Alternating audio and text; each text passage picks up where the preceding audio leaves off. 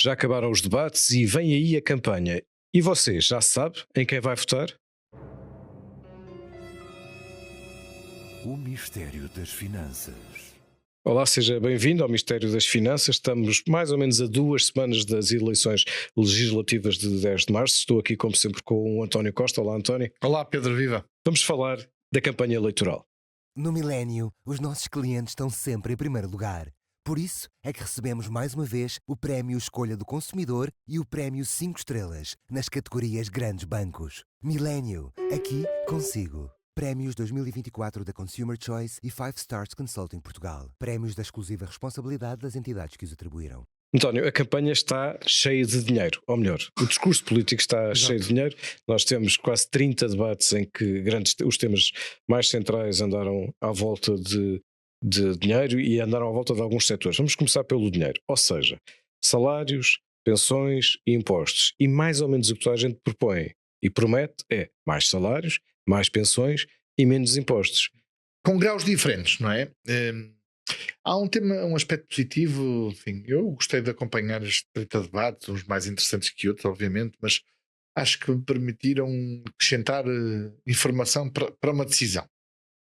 Depois percebe-se da leitura dos programas eleitorais e dos debates que, e no caso específico dos dois partidos, ou da coligação e do partido, da AD e do PS, que a economia está no centro da prioridade política do discurso.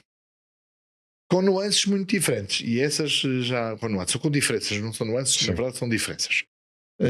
Com diferenças relevantes que se traduzem, eu diria, nesta decisão, ou nesta avaliação.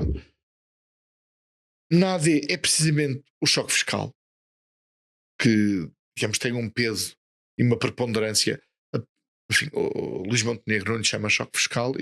Nós já discutimos aqui isso. Eu acho que é por vergonha, não é? Acho que é por vergonha. É uma etiqueta falhada, não é? Algum pudor Há 20 da anos. reputação da marca, não é? Houve, mas não houve. Houve, mas não houve.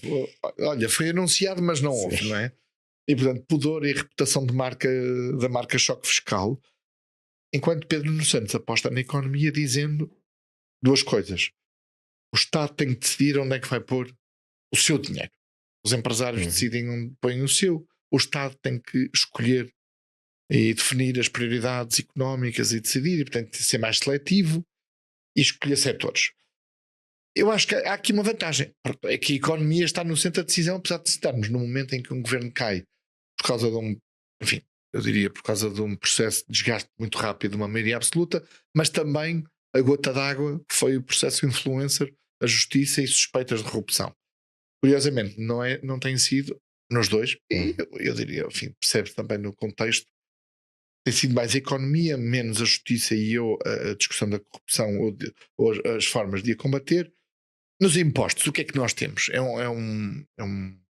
um dos temas centrais, tem sido, foi no debate e eu creio que vai continuar a ser agora na campanha, sendo que é preciso dizer, a AD, dependendo do ponto da perspectiva com que se veja, mais arriscada ou mais ambiciosa. Portanto, vamos ver. Tá, vamos lá ver. Primeiro, quer dizer, eu acho que o PS é o que tem o discurso que insiste mais na credibilidade e, portanto, é o que promete menos. Sim. Querem impostos, querem cenário macroeconómico. Portanto, a apostar muito nada é credível, exceto o nosso, e nós na temos continuidade, não é?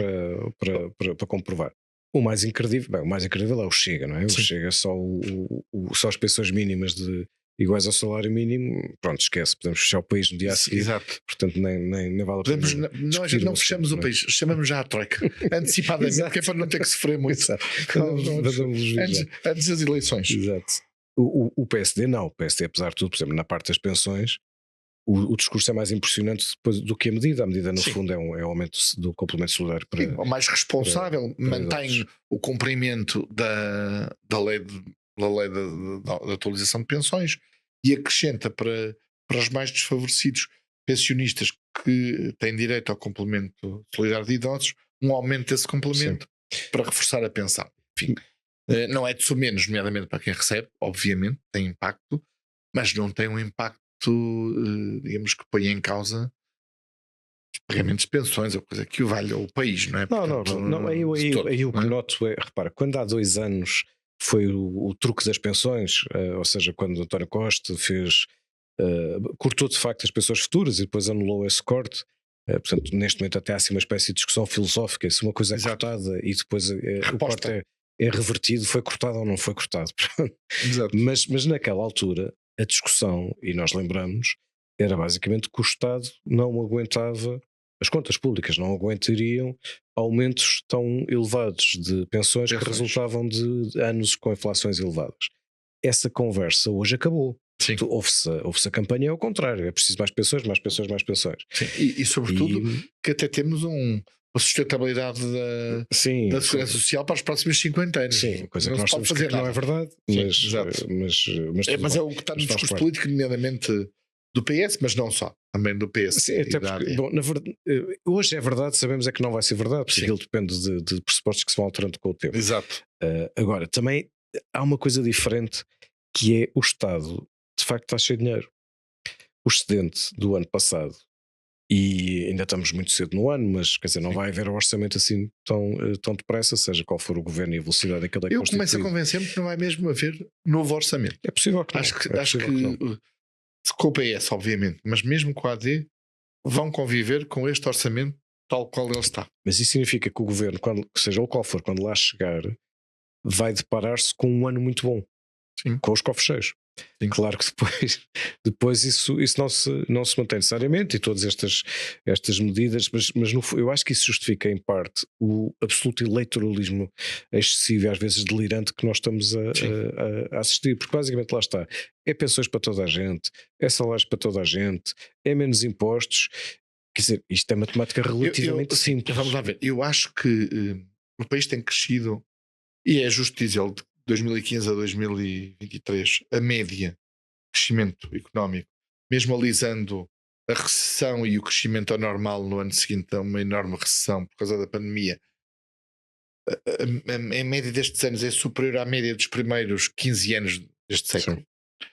Obviamente que a média de 2000 a 2023 é muito baixa, é inferior a 1% de crescimento. Certo.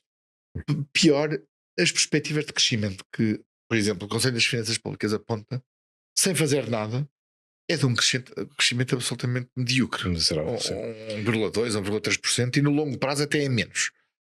Ora, eu sou favorável ou sensível à necessidade de alguns choques. Não apenas, não exatamente, ou não necessariamente apenas o choque fiscal, mas alguns choques, porque esta ideia é, na verdade, e percebe-se porque vem de 8 anos de governação, em que Pedro Nuno Santos aposta que é segurança e continuidade e segurança, que correu na perspectiva do PS bem, enquanto a AD diz, e os outros partidos, que seja à esquerda, seja à direita, na verdade, mas a AD em particular, nós não podemos continuar a viver assim, porque isto não nos tira desta armadilha de estagnação em que vivemos, nem nos aproxima dos nossos concorrentes, afasta e somos ultrapassados por outros países concorrentes. Portanto, precisamos de um choque. A questão é se o choque fiscal do PSD e as outras medidas da AD, que outras medidas que acompanham, nomeadamente na reforma, mudanças na simplificação, burocracia, licenciamentos, enfim, se produzem os efeitos que a AD antecipa, por exemplo, na produtividade e depois logo no crescimento económico. Porque o crescimento económico passar destes valores medíocres em que andamos para um valor consistente de 3,5%, 4%, não é uma coisa óbvia, porque não se vê onde é que a produtividade vai crescer assim tanto para suportar. Precisamente. E esse, digamos, é a diferença entre a ambição e o risco. Eu acho que é isso, quer dizer, sem querer tratar todos da mesma maneira, o que marca a campanha é alguma falta de imaginação, alguma falta de criatividade, alguma falta de ideia de futuro, porque de facto a direita está essencialmente a baixar impostos, o que também acaba por ocupar precisamente o espaço de uma visão para o país. Como não há uma visão para o país, ativa-se muito a questão dos mas nós precisamos impostos. Mesmo baixar impostos. Não precisamos. E eu pensei que acrescentou uma coisa concordo. Que não é de menos, que é impostos para os mais jovens. Sim. E eu acho isso particularmente importante. Sim, impostos para os mais jovens, impostos para as empresas, tributações autónomas, quer dizer, nós temos um nível de impostos tão pesado e distribuído, não é? Sim. E às vezes até ocultado e simulado nas taxas, etc. Que aí eu estou de acordo com isso, sim. Agora, o efeito que isso tem na economia é um bocadinho econométrico, ou seja, está nos multiplicadores. E obviamente os multiplicadores, enfim, são modelos estatísticos e Como é que vai correr o contexto europeu? Como é que claro, não e depois vai? tem muitas Enfim, coisas que não se controlam. que não são dominadas por um governo português Sim. à esquerda ou à direita. Portanto, mas apesar de tudo, perdão, temos aqui duas visões nos impostos mais do que nas pensões. As pensões diria que os dois estão mais próximos e numa lógica de cumprimento da lei de atualização de pensões. Enfim, o cenário macro, por causa dessa política fiscal, nomeadamente, de facto, tem aqui alguma diferença. O PS propõe um crescimento económico que é no entorno dos 2%. De facto, a AD é muito mais ambiciosa.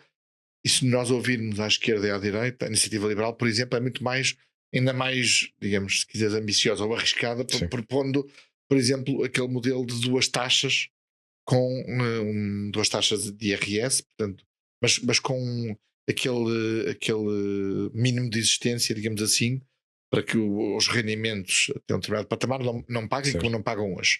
E é isso que garantiria o cumprimento da Constituição. Mas à esquerda, a carregar impostos dos rendimentos mais elevados, nomeadamente nas empresas, defendendo isso, que é para rendimentos individuais particulares, rendimentos de capital mais pesados e uma tentativa de diminuição dos impostos, uma proposta de diminuição de impostos para os salários mais baixos que ainda pagam impostos. Este é o quadro, diria, em termos de política económica, salarial e fiscal. Já nas outras já se notam diferenças, não é? Já nas outras áreas já se notam mais diferenças. É onde se nota. Agora, mesmo ainda falando de receitas e de despesas, já vamos aos setores. Nas receitas à direita, sobretudo, menos impostos, à esquerda, nem por isso.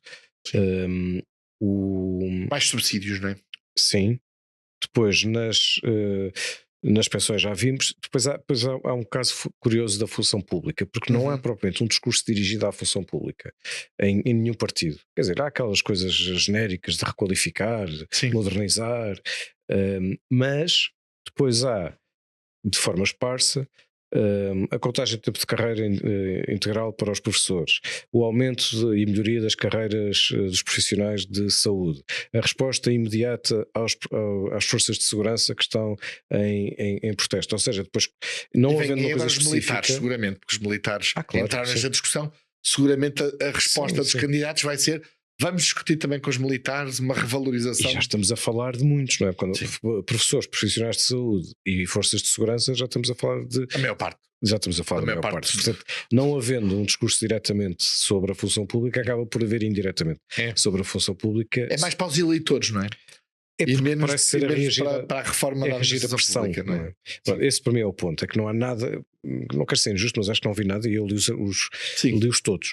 Que seja sobre uma reforma da administração pública. Fala-se, por exemplo, nos professores, não fala da reforma da educação, descentralização de competências, por exemplo, nos diretores de escolas, organização dos agrupamentos escolares. Não, fala-se de salários dos professores. Sim. Portanto, a reforma está reduzida. Parece ter até alguma coisa sobre as provas de avaliação. Introduzir provas de aferição em final de cada ciclo. O essencial é, como diz, é pensar nos professores e não nos alunos, é pensar nos médicos e não nos doentes, é pensar nos eleitores, eu diria mais, não é? E, portanto, nos eleitores que votam e não exatamente nos setores onde eles estão. É que são muitos eleitores e de facto o discurso às vezes nota-se isso, seja quem fala para os pensionistas, e o PSD até diz: precisamos nos reconciliar com os pensionistas, outros dirão: precisamos nos reconciliar, no caso PS, com os professores, com os médicos, com as forças de segurança que não foram agora beneficiadas com estes subsídios de ajuda e de risco. Portanto, agora nos setores, no Estado, de facto, uma reforma essencial. Nós lembramos daquelas 50 páginas com corpo 25 ou 30 de Paulo Portas da reforma do Estado. Sim. Mas desde então, de facto, não se fez reforma nenhuma do Estado. E a competitividade do país precisava mesmo de um Estado. Não é necessariamente mais fraco, não é mais fraco, nem necessariamente mais pequeno, muito mais eficiente a responder às necessidades do país. E não se É o fala nosso disso. ego.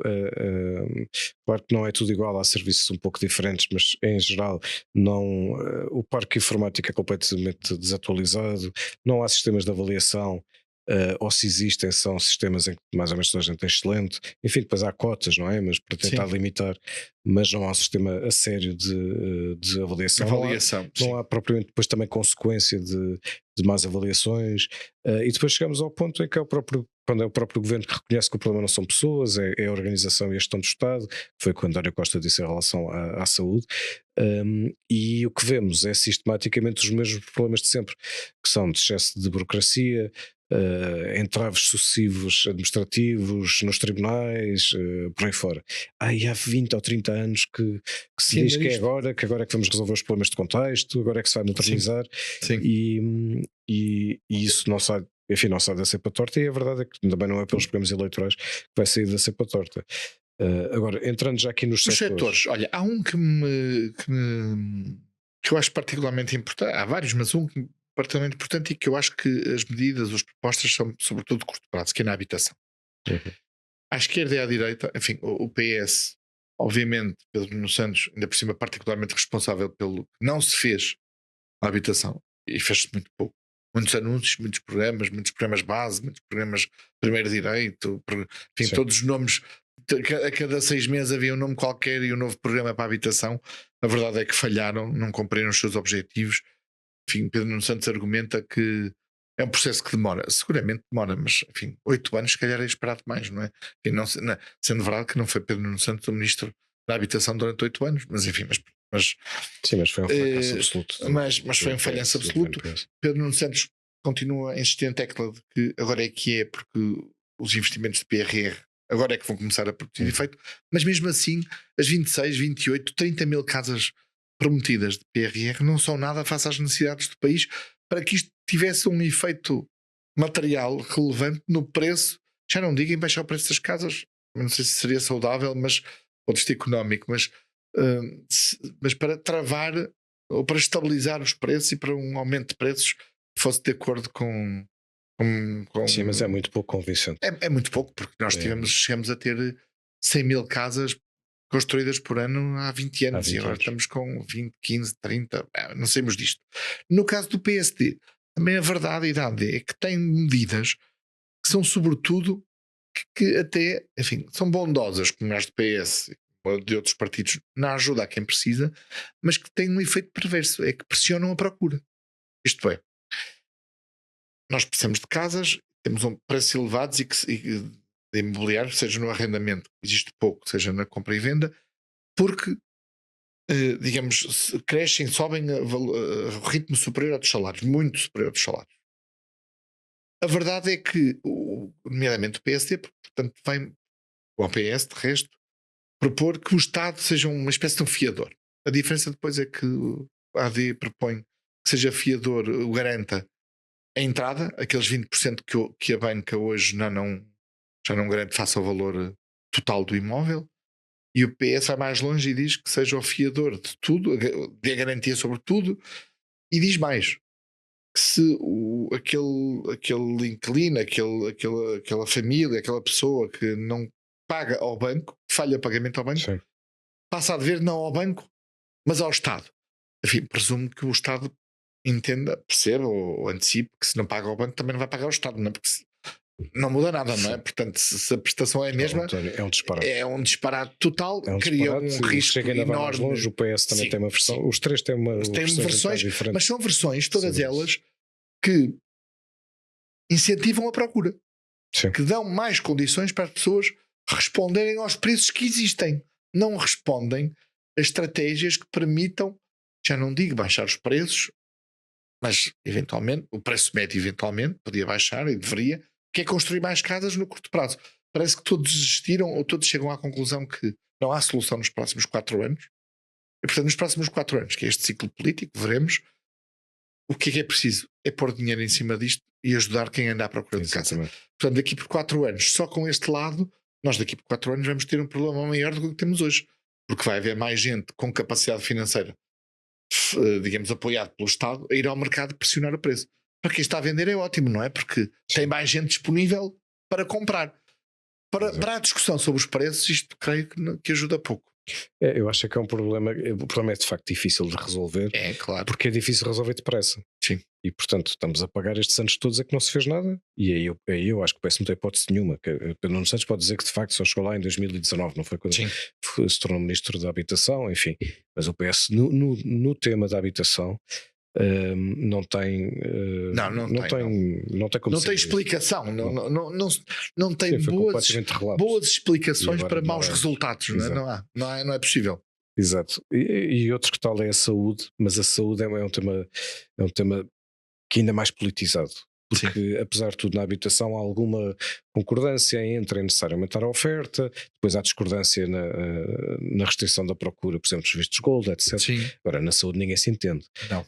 Porque, basicamente, a gente diz que quer salvar o SNS, a esquerda tem muito medo dos privados. Até o PS diz que quer salvar o SNS, o que também tem o seu quê de ironia depois do plano de governação, mas enfim. Exatamente, portanto, depois ali a grande discussão é na relação com os privados. Enfim, já não se diz que os privados têm que ser quase expropriados, acho que esse discurso já não passa, mas sim, claro, muito mais que a educação, para a minha surpresa, a educação de facto não tem estado. Não tem estado na discussão central. Não, e depois há o tema da justiça, mas o tema da justiça é essencialmente a corrupção. Não é, por exemplo, para uma economia desenvolvida, a discussão sobre o que se devia discutir era central. Tribunais administrativos e fiscais, onde os processos demoram muito tempo, 10 anos em média. Sim. O que se discute é eu não estou a dizer que é irrelevante, mas é a justiça penal, mas muito marcada pelos casos mais mediáticos dos políticos, e não exatamente até pela justiça penal, até porque a justiça penal, quando são, por exemplo, crimes fiscais, é um tema também muito relevante, nomeadamente para o investimento e para a economia como um todo. Mas, por exemplo, de facto, o tema da morosidade nos tribunais administrativos e fiscais não é discutido. Eu percebo, não é fácil de explicar, não é um tema fácil de discutir, mas muito mais impacto do que a discussão, e depois, marcado por esta guerra que se percebe e que cai em cima das eleições, entre o Ministério Público e os juízes, entre quem faz as investigações e depois quem decide, os juízes de instrução. Sim, e o avião que foi para a Madeira, e as portas giratórias e o lei do lobbying. E torna tudo isto muito pouco transparente para quem vê, não é? E torna difícil a discussão. Eu reconheço para quem se candidata, não é? Nomeadamente PS e PSD. Mas é aí que eu acho que a campanha é relativamente pobre. Ou seja, claro que é preciso falar de salários, claro que é preciso falar de pensões, claro que é muito necessário falar de impostos, e de impostos pela sufocação que faz hoje da própria economia como um todo, mas também de impostos enquanto ferramenta de direcionamento de política económica. Agora, de modelo de crescimento, quer dizer, o país cresce, eu vou simplificar, mas o país tem crescido muito à custa do turismo, pelos efeitos diretos e indiretos, e salve o turismo, que se não fosse o turismo nestes últimos 10 anos teria sido terrível. Mas depois, investimento, quer dizer, a recuperação do investimento que não se fez é essencialmente PRR. Se não houvesse PRR, não sei o que é que seria deste país. Mas então o investimento público é terrível mesmo, é só mesmo à conta. É só PRR. É só PRR. Quer dizer, não há choques de produtividade sem investimento, não há desenvolvimento de indústria sem investimento, não há. E é nisso que me parece. Claro que o PS diz que vamos redirecionar ou vamos fazer opções estratégicas para o PRR, no fundo é isto que diz. Mas eu estou para ver o que é que sai daí. Porque eu lembro que o PRR tem escolhas. O PRR tem a transição energética, a transição digital e qual era a terceira? E a recuperação mesmo. E a recuperação, exato. Que no fundo, para compensar setores que foram muito afetados pela pandemia, era preciso. Portanto, isto já tem setor, já tem opções. Só que são escolhas horizontais. Portanto, não são por setores, são. Quer dizer, a tecnologia interessa a todos os setores e a energia também. Agora como é que o Estado faz? Nós não temos processo, não é? O Pedro Nuno Santos diz, não será o Primeiro-Ministro, é Ministro das Infraestruturas da Economia a decidir. Mas o hidrogênio foi uma opção deste governo e era vertical, não era horizontal.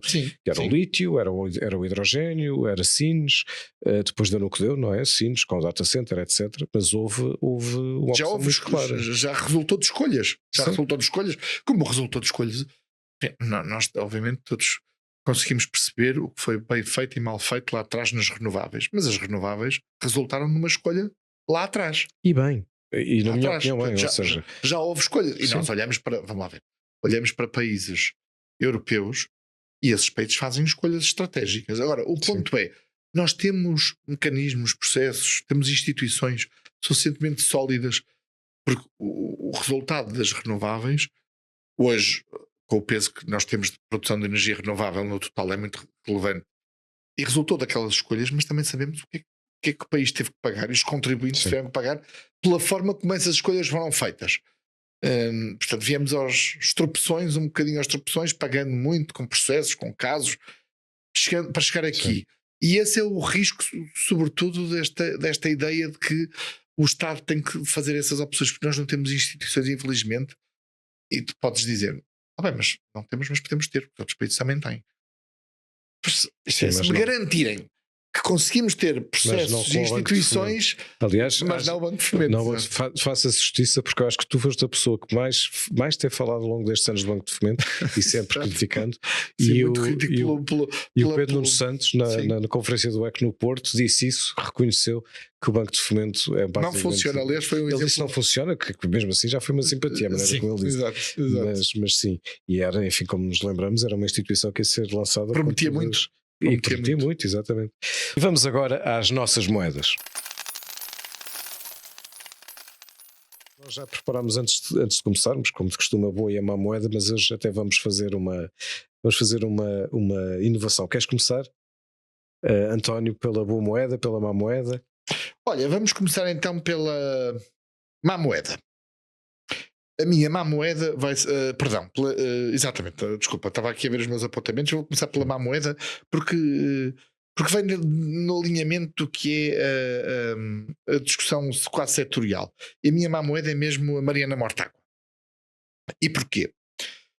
Enfim, não é exatamente por causa da habitação, mas é por causa, enfim, também não é por causa da avó de Mariana Mortágua, que a senhora obviamente não tem responsabilidade nenhuma, nem responsabilidade, nem culpa pela neta ter envolvido numa campanha eleitoral. Enfim, isto é política, não é pessoal, obviamente, muito menos com a avó de Mariana Mortágua. Mas Mariana Mortágua comete um erro grave, que eu diria que é mais do que um erro.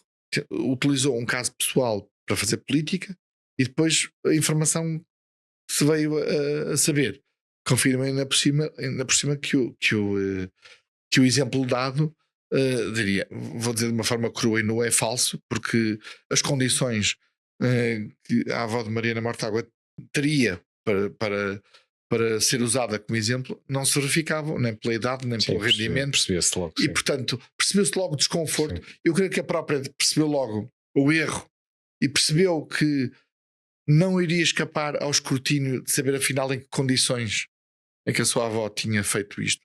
Eu espero que isto, enfim, vamos lá ver, há uma dimensão política que veremos no dia 10. Mariana Mortágua estava a fazer uma boa campanha, fez bons debates, estava a ocupar um espaço. Enfim, as sondagens, as intenções de voto mostravam que podia recuperar alguma coisa do debacle das eleições em que António Costa teve a maioria absoluta. Há uma primeira conclusão política e veremos as consequências deste erro e desta mentira que foi posta em cima de uma campanha e os seus efeitos em eleitorado, não diria no eleitorado mais alinhado com o Bloco de Esquerda, mas naquele eleitorado que ainda estava a decidir no voto útil entre o PS e o Bloco de Esquerda, entre o LIVRE e o Bloco de Esquerda, enfim, veremos.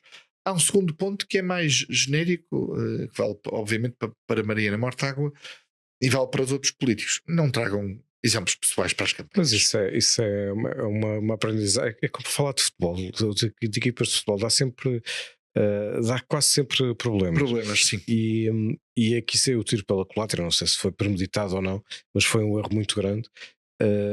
Porque desde aí, nós até falado noutra coisa, está sempre a ser Mariana Mortágua está sempre a ser perseguida com isso.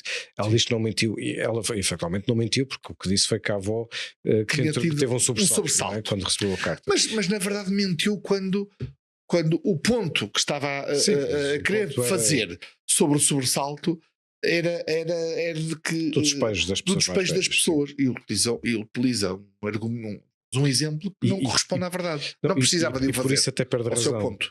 Porque a reforma do arrendamento naquela altura não é também o bicho-papão que a Mas esquerda não, tem pelo feito. contrário, Mas aliás, tinha um erro, tinha de facto um erro grosseiro, na minha opinião, que é este das cartas. Ou seja, de facto, os senhorios podiam abusar da ignorância ou da falta de da informação, iliteracia, ou da sim, iliteracia de pessoas mais velhas que se não assustando-as respondessem. Isso depois foi corrigido. Mas no princípio tinha de facto esse erro. E portanto, na minha opinião, Mariana Mortágua tem razão nisso. Só Sim. que a maneira como utiliza, e eu, quer dizer, não só ignorou tudo o que aconteceu depois, como deu um caso que não era possível ter acontecido, que pronto, tornou-se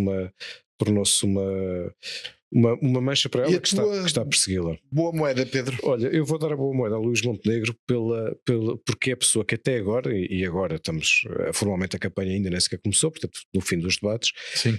porque foi, eventualmente porque as expectativas eram muito baixas, mas foi aquele que na minha opinião melhor saiu do período de debates. Ou seja, o último debate corre-lhe mal, mas que é com Pedro Nuno Santos, mas se compararmos como estava Luís Montenegro antes dos debates, aliás, nem é Luís Montenegro, se compararmos todos antes dos debates e todos no fim dos debates, aquele que mais subiu, mais melhorou, na minha opinião, foi Luís Montenegro, desde logo por uma razão, porque é política. Conseguiu matar o fantasma do Chega. Antes dos debates, o Pedro Nuno Santos dizia todos os dias não dá para acreditar no PSD, claro que se vão juntar ao Chega, etc. Depois daquele debate entre Ventura e Luís Montenegro, já ninguém consegue acreditar que isso é possível. Sim, não é possível. E só isso mudou. Esse foi o PS já acredita nisso. Já nem o PS, tanto que o PS agora pergunta é outra coisa, que é se a esquerda, se o PS tiver ganhar, mas com minoria, o que é que faz o PSD? Exatamente. Porque perdeu esse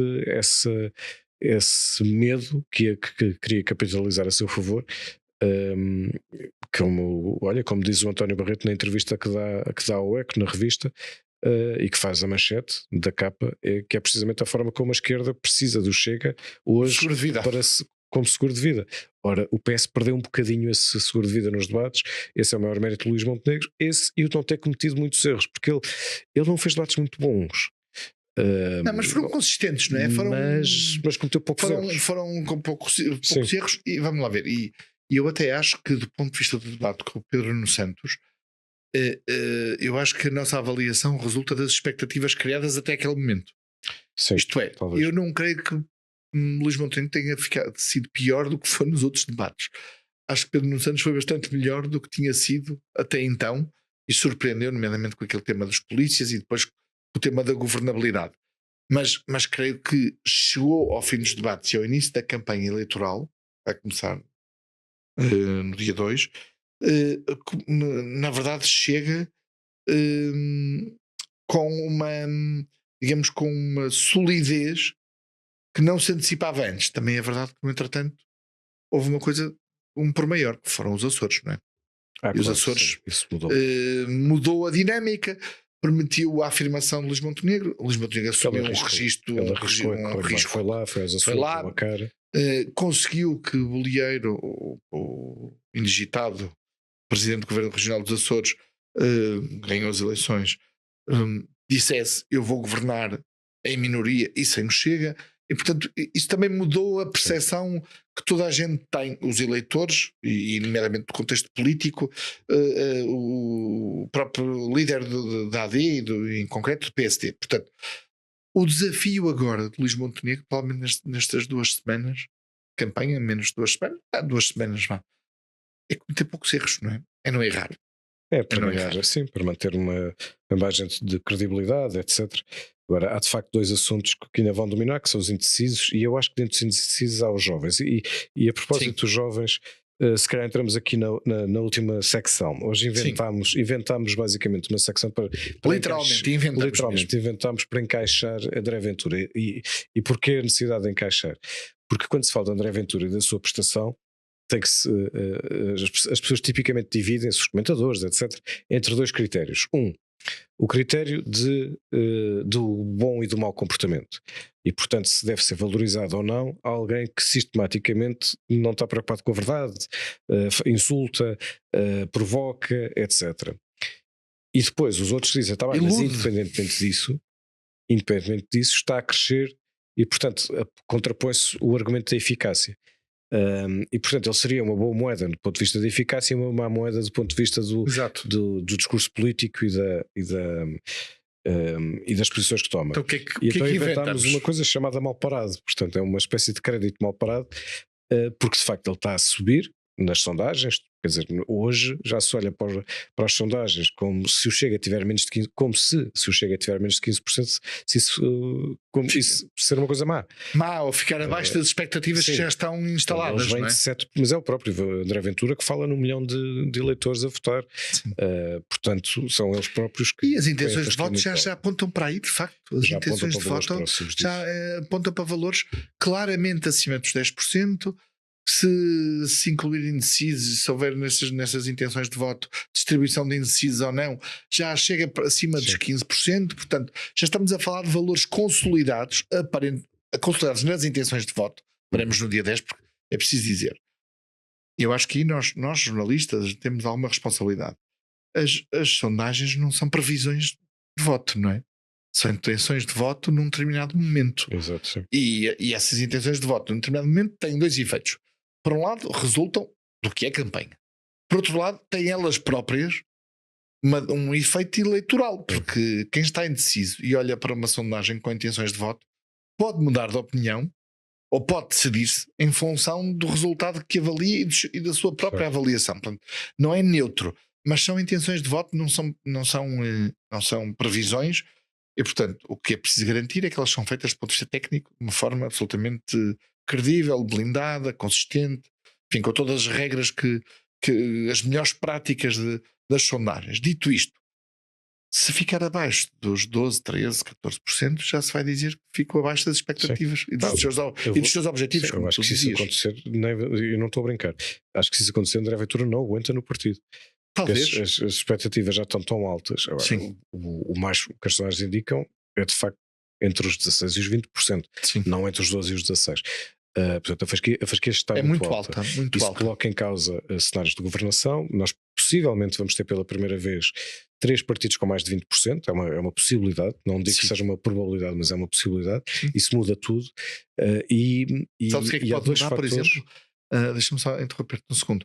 Pode mudar a percentagem e os partidos necessários para uma revisão constitucional.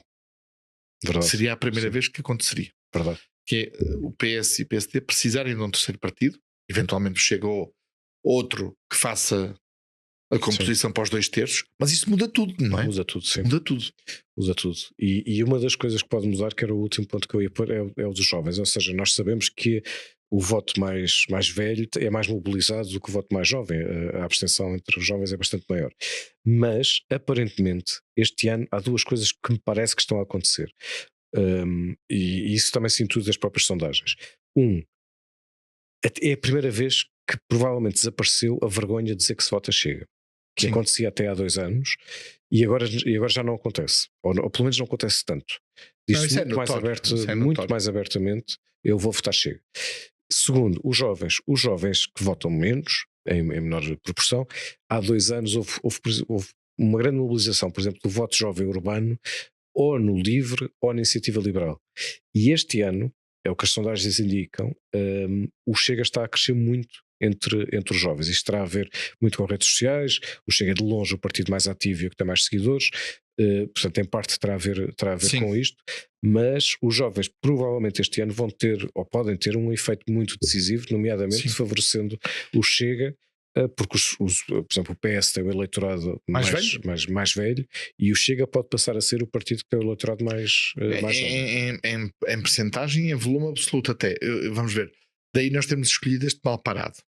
Os nossos ouvintes, quem nos acompanha e quem lê o Eco sabe, os bancos vendem mal parado normalmente a desconto. Não é? Têm mal parado, ficam com as casas, nomeadamente imóveis, mas vendem com desconto para não ficar com as casas. Neste caso, veremos o que é que os eleitores vão estar disponíveis a pagar deste mal parado que é André Ventura. Se vão comprá-lo abaixo do valor de mercado, que é o que medem as sondagens, é o nosso valor de mercado de hoje, são as intenções, ou se até vão pagar algum prémio e afinal um mal parado até se pode transformar numa mais-valia para o Chega, obviamente, e para André Ventura, se conseguir ultrapassar as sondagens, porque, como tu dizes e bem, o próprio já se coloca como candidato a primeiro-ministro e dizendo, ainda esta semana eu disse, há 3 candidatos a primeiro-ministro em Portugal. Sim. As sondagens começam a apontar, e as intenções de voto começam a apontar nesse sentido. Veremos se este mal parado vai para algum lado, veremos quem é que o compra. E continuamos a falar disso e de outras coisas na próxima semana. Por hoje ficamos por aqui. Obrigado por ter estado connosco, António. Até para a semana. Abraço, até para a semana. O mistério das finanças. No Milênio, os nossos clientes estão sempre em primeiro lugar. Por isso é que recebemos mais uma vez o Prémio Escolha do Consumidor e o Prémio 5 estrelas nas categorias Grandes Bancos. Milênio, aqui consigo. Prémios 2024 da Consumer Choice e 5 Stars Consulting Portugal. Prémios da exclusiva responsabilidade das entidades que os atribuíram.